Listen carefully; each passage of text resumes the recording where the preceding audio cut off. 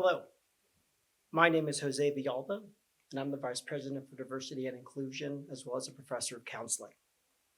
I am humbled and excited to introduce Bea Pearson. I've had the unearned privilege of knowing Bea since spring 2019, and I'm grateful for every chance I've had to learn with and from them. I told Bea shortly after we met that they were a force, and they've lived up to that notion in all that they have gifted this campus. Bea is from Mount Holly, New Jersey, and they are majoring in history with a minor in American Ethnic Studies and Politics and International Affairs. Bea is currently deciding which opportunities to pursue after graduation. Their oration is titled Seized at the Root.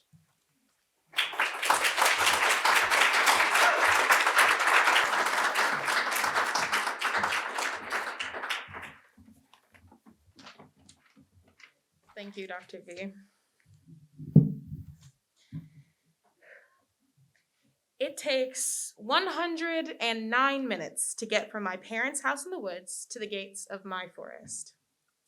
The windy road is not very scenic. It doesn't feature an irresistible snack spot.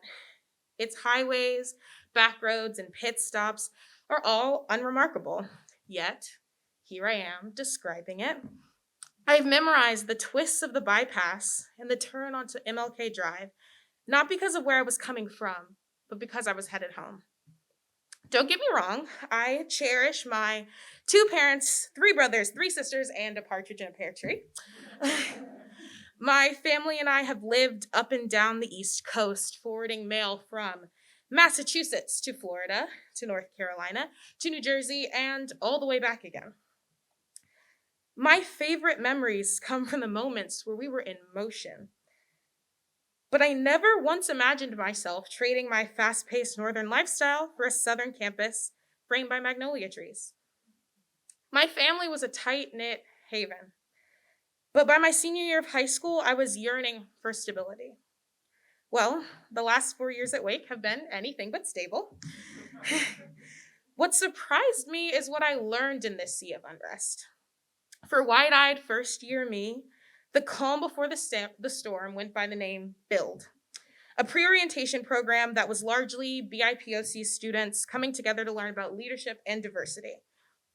We spent a few days munching on Moe's, another few with local alum, and the last doing all sorts of leadership activities. But at the end of the week, we had a huge dinner for all students engaging in pre-orientation. Here, the contrast first came into view. My group was small and mostly comprised of Black students, but other groups like Spark and Deacon Camp, let's just say they literally paled in comparison. They dwarfed us in size and were largely white. Our eyes were settled on different goals, different wakes. While they practiced old traditions, we dreamed up new policies. Soon this trend would continue.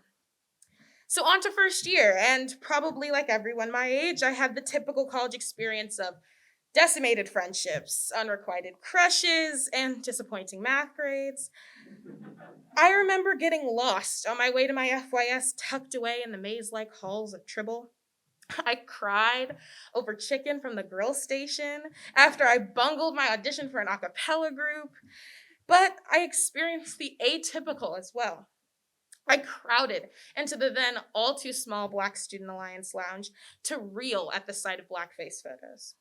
I choked back to tears as I described the realities of campus racism to our then college president. I was procrastinating in Benson when my friends and I received death threats from white supremacists online. Remember that contrast that I mentioned at pre-orientation? Here it was again. Most of my peers were rushing Greek organizations or battling Introduction to Accounting. But me, I was standing in front of hundreds, fervent, trying to name what Black and brown students, faculty, and staff needed to survive. So in all this instability and pressure, as I lost track of the normal, I still found myself and somehow found a home at Wake. It's easy to see this as a list of stresses and breaking points, as something uniquely terrible that I had to deal with, but it is not. I know that every personal triumph made me stronger. Every trial expanded my community, and that community deals with these trials every year.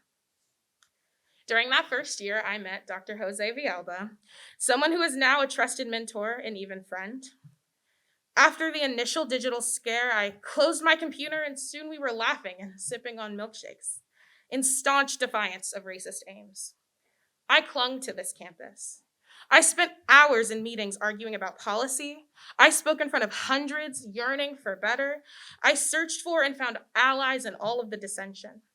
I was stretched by those moments and stretched into the outline of the strong person and proud demon deacon I am today.